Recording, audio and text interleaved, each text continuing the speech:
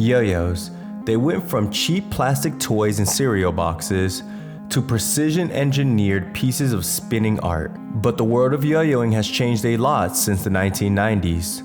Like, a lot. From tricks to tech to the entire culture of yo-yoing changing. This ain't your dad's yo-yo anymore.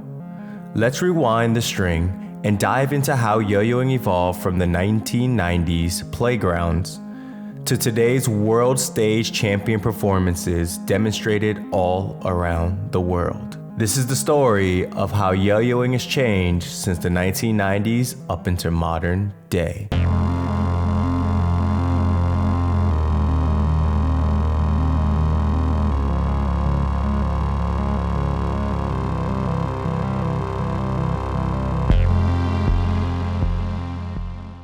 If you grew up in the 90s, chances are you remember the yo-yo boom. It hit hard like Pokemon, Tamagotchi, and Yu-Gi-Oh! Brands like Dunkin', Pro-Yo, and Yomega flooded stores with yo-yos, promising you'd be the trick master in no time, as long as you can walk the dog and rock the baby. But let's be real. Most of us were tangling string more than impressing anybody with our yo-yo skills. The average yo-yo back then, plastic, slim, tug and responsive, and usually impossible to keep spinning for more than 10 seconds and very not prone. Or maybe that was just our naive children minds not understanding how to do it. Still, for a moment in time, yo-yoing was everywhere. TV shows, schoolyards, and even national tours. But once the trend died down, most people put their yo-yo in the drawer and never looked at it ever again. Fast forward to today, and yo-yoing is basically a whole different sport. The biggest change? Technology. Yo-yos are now made from aircraft-grade aluminum, with precision ball bearings and super smooth weight distribution. But the real game changer was unresponsive yo-yos. That means the yo-yo doesn't come back up unless you perform a bind return, which is pretty much a manual way of bringing the yo-yo back up. It isn't like the old school yo-yos where if you tug on it, it'll shoot back up to your hand. And that one change unlocked everything. More string tricks, more combos, and more ways to control the yo-yo. Think about it. Back in the 90s, doing a trick like Eli hops felt impossible. You were a god if you were able to pull off an Eli hop on a responsive yo-yo. Now, kids are doing full-blown combos with string whips, slack, green triangles, suicide, horizontal, and behind the back at age 10. Tricks have gone from cute and quirky to absolutely insane.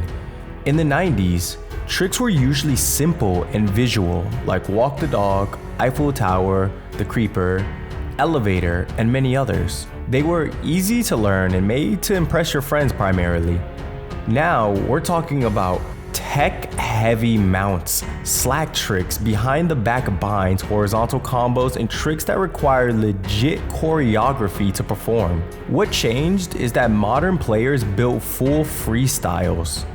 It's not just about doing a trick, it's about expression, flow, rhythm, being in control with your yo-yo, becoming one with the yo-yo itself. Yo-yoing became closer to dancing or even skateboarding, a creative outlet, not just a toy for tricks. But where did unresponsive yo-yos come from? The rise of unresponsive yo-yos wasn't just the result of a single inventor. It was more of a community-driven evolution, if you want to look at it that way.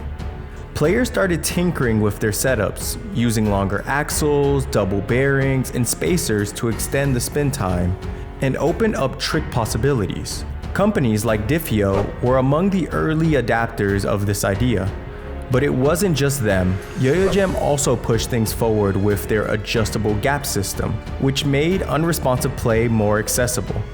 Over time, especially in the early to mid 2000s, the scene shifted. More and more players began using yo-yos that needed a bind return to come back up. Then slowly, companies all over started to adopt this system. Everybody was making yo-yos that required a bind return. And with all this change came a shift in the culture. Back then, yo-yos were a fad. Now they're more of a lifestyle. There's a legit community of players, creators, and collectors all around the world. You've got online tutorials, Discord groups, yo-yo influencers, trick lingo, brand loyalty. It's like sneaker culture, but for spinning objects. People aren't just doing walk the dog. They're dropping $100 plus on bimetal yo-yos, filming cinematic trick edits, and chasing world titles. And the contests? They've evolved from mall performances into high-staked international battles like the World Yo-Yo Contest and Japan Nationals, where the routines are timed to music. Judged on execution, creativity, style, stage use, and performance. The modern competitive style of yo-yoing is such a far cry from where it was in the 1990s. Players dedicate days, weeks, months into building a freestyle routine to show at a contest. Even brands have changed since then. Back in the 90s, they had Pro-Yo and Duncan, and Yomega as well. Today, we have a stacked lineup of companies such as Yo-Yo Factory, CLYW or Caribou Yo-Yo Works, Unparalleled, D3 Yo-Yo Design, Offset Yo-Yos, One Drop Yo-Yos, Recess, Something by Yo-Yo Addict, iYoyo, Yo-Yo Friends, Yo-Yo Recreation, Turning Point, and the list goes on. Special shout out as well to Yo-Yo Jam. There are tons of brands keeping the culture fresh and new. And the players? There's not just hobbyists anymore, they're artists, athletes, and influencers. People like Evan Nagao, who won the 2018 World Yo-Yo Contest to the popular song Free Bird, was a full-blown choreographed performance. Or players like Anthony Rojas, who choreographs beautifully in every single one of his freestyles. Or other players like Brandon Vu, who brought yo-yoing to YouTube, making it more mainstream to the public eye. Ray Iokura, who turned 4A offstring into a yo-yoing performance. Or players like Hajime, who makes 3A seem like a dastardly D to attempt to learn. His tricks, his choreograph, and the amount of determination felt through his freestyle is breathtaking. And the game keeps pushing forward. So yeah, yo-yoing may have started as a playground trend in the 90s, but in 2025, it's a craft, a sport, a culture, and a community.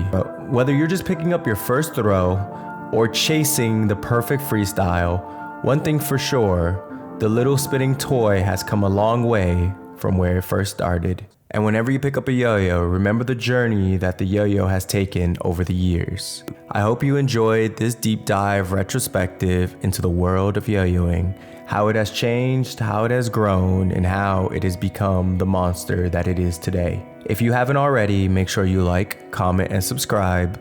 Follow for more deep dives, and until the next time I ramble on, I'm Echo. Peace out, everybody.